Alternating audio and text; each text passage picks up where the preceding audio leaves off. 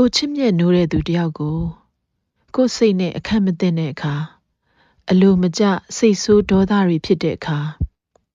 သူ့ကိုနာကျင်ထိခိုက်စေမဲ့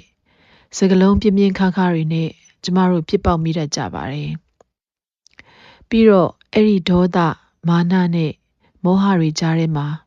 အတိတရားတွေကင်းမဲ့စွာနဲ့ကျမတို့ပျောက်ဆုံးမိကြတယ်ကိုယ်စိတ်ရဲ့စေစားလွှမ်းမိုးခေါ်ဆောင်ရာနောက်ကိုတကောက်ကောက်လိုက်မိကြတယ်နောက်ဆုံးမှာတော့နောင်နာရဲ့ကြေးကျွန်သာဖြစ်ရယုံပါပဲဒေါသဖြစ်စိတ်ဆိုးနေတဲ့စိတ်ကလေးကိုခဏလေးလမ်းကြောင်းလွှဲပေးလိုက်ဖို့ကျမတို့ဘာကြောင့်များမတွေးမိရတာပါလဲတကယ်တော့စိတ်ခံစားမှုတစ်ခုဆိုတာအဖြစ်အပျက်တစ်ခုပေါ်ကျမတို့လက်ခံနှလုံးသွင်းလိုက်တဲ့အတွေးပေါ်မှာပဲမူတည်တာပါဒီအဖြစ်အပျက်ကို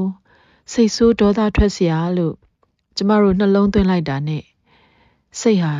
ဒေါသမုန်တိုင်းအောက်မှာရိမ့်ထိုးလှုပ်ရှားလာတော့တာပါပဲဒီအဖြစ်အပျက်ကိုပဲစိတ်ပြေပြောက်သွားတဲ့အချိန်မှာပြန်တွေးကြည့်လိုက်တော့ဘာမှမဟုတ်ပါလားဆိုတာကိုအလိုလိုသိလာရပါတယ်ဘာမှမဟုတ်တဲ့အရာတွေအတွက်ကျမတို့ဘာလို့စိတ်ဆိုးဒေါသထွက်နေမိကြတာပါလဲစိတ်ဆိုးဒေါသထွက်နေချိန်မှာသူတစ်ပါးကိုထိခိုက်နစ်နာအောင်ပြောလိုက်နိုင်တာဟာအနိုင်ရခြင်းမဟုတ်ပါဘူးပြောချင်ဆိုချင်နေတဲ့ဒေါသစိတ်ကို